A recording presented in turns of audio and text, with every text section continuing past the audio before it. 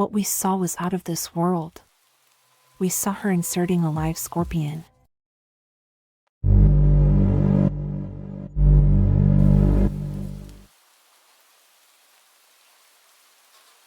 This whole thing started innocently enough.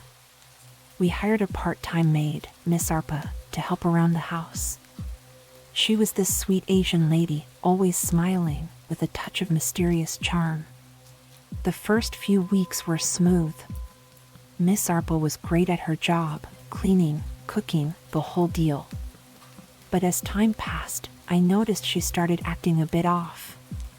There was this intensity in her eyes, like she had some secret agenda. I couldn't quite put my finger on it, but it made me uneasy. As the days passed, strange things started happening. We began to notice subtle changes in our behavior. It was as if Miss Harpa's every word had a strange power over us. We found ourselves doing things we wouldn't normally do, blindly following her instructions without question. One day, my family and I decided to install CCTV cameras around the house, thinking it would be a good security measure. Little did I know, those cameras would unveil a secret that would turn our lives upside down. Late one night, we sat down to review the footage. Everything seemed normal until we stumbled upon Miss Harpa in the kitchen. Instead of cleaning or cooking, she was brewing some concoction. What we saw was out of this world. We saw her inserting a live scorpion, some powder. If we weren't mistaken, it appeared to be strands of hairs and nails. Disgusted and horrified, we continued watching. To our horror, we saw her slipping that potion into our food and drinks. It was like something out of a horror movie. My mind raced with questions. What was she doing, and why was she feeding us this disgusting brew? Where did she even get the live scorpions from? The tension in the room was palpable as we watched the footage. Shock and disbelief spread across our faces as we witnessed Miss Harpa's disturbing actions. We couldn't comprehend the gravity of the situation. The very person we welcomed into our home was using some sort of dark magic to manipulate us. We decided we needed to confront Miss Harpa and put an end to her sinister games. As we confronted her, her eyes darkened with an eerie intensity. She admitted to practicing black magic, claiming it was the only way to make us obedient. We couldn't comprehend the insane situation that we were in. We asked Miss Harpa to leave our lives forever. She left without a word, disappearing into the shadows from which she had emerged. Horror in my own house, Jasmine. Back when I was just a 10-year-old kid, my parents had to dash out for a bit, leaving me and my sibling home alone. That's when Mrs. Lopez, our seemingly sweet neighbor, stepped in to watch over us. Everything kicked off like any regular day, sandwiches, cartoons, the whole deal. But then, out of the blue, Mrs. Lopez morphs from the friendly lady who bakes cookies into this wide-eyed, crazy monster version of herself. It's like a scene from a movie where you're laughing one moment, and the next, the atmosphere shifts, and you're left wondering what dark turn the plot is about to take. The kind that makes your heart race and your mind scream danger. The air changes, and you can feel the tension rising as Mrs. Lopez's eyes tell a story of their own, a story you didn't sign up for. And then, she takes out a cold metal glint in her hand, a gun. Yeah, a real, actual gun. Talk about a plot twist that turns your world upside down. Our cozy living room becomes a horror set, and Mrs. Lopez, she's the wicked director of this messed up play. She points the gun at us and declares, "Game time, kiddos!" But this wasn't any game, it was a nightmare we couldn't wake up from. Our own home turned into a haunted maze, and we're the ones being chased. Every wrong move, every pause, it's met with that gun making its presence known. We're talking about a horror movie unfolding right in front of our eyes.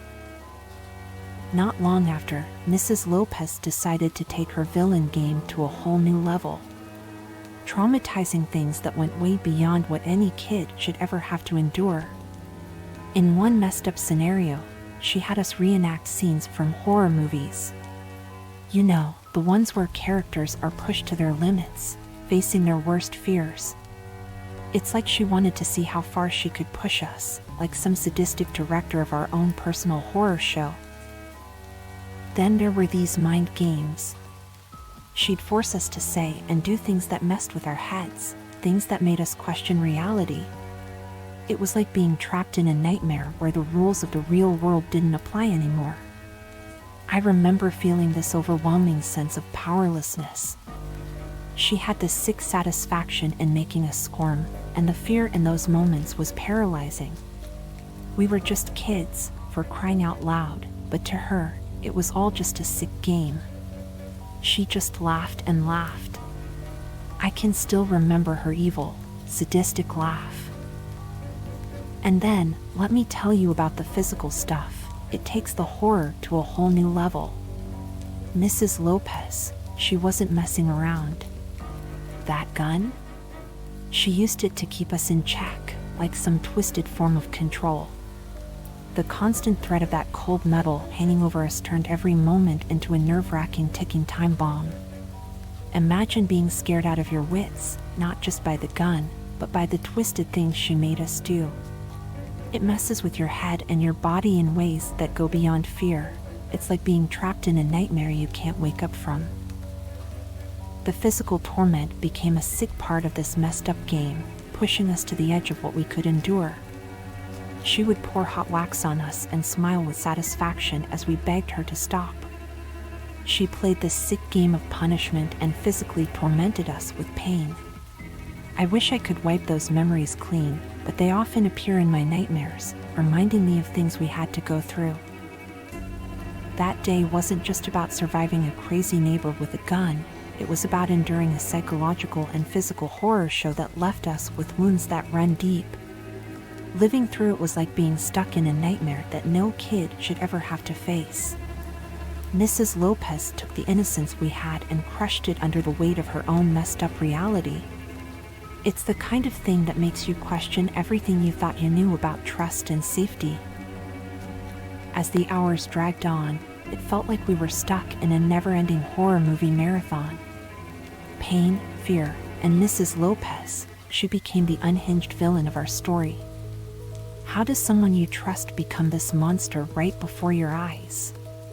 It's a question that lingers, haunting you long after the nightmare is over.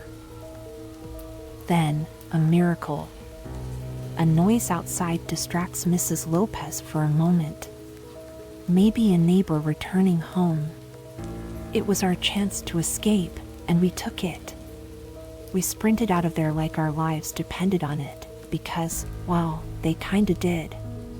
We didn't stop running until we found a neighbor to help us. Breathless, hurt, and traumatized, we spill the whole insane story. Cops get involved, and it turns out, Mrs. Lopez dealing with some serious mental issues that everyone missed. After that day, our lives were flipped upside down. Mrs. Lopez gets the help she needs, and my family? We decide to pack our bags and leave that once normal neighborhood, now stained with the memory of that messed up day. Years pass, but you can't shake off something like that. It's a reminder that monsters sometimes wear the friendliest faces until they unleash their darkness. And yeah, it makes you question who you can really trust. Crazy, huh?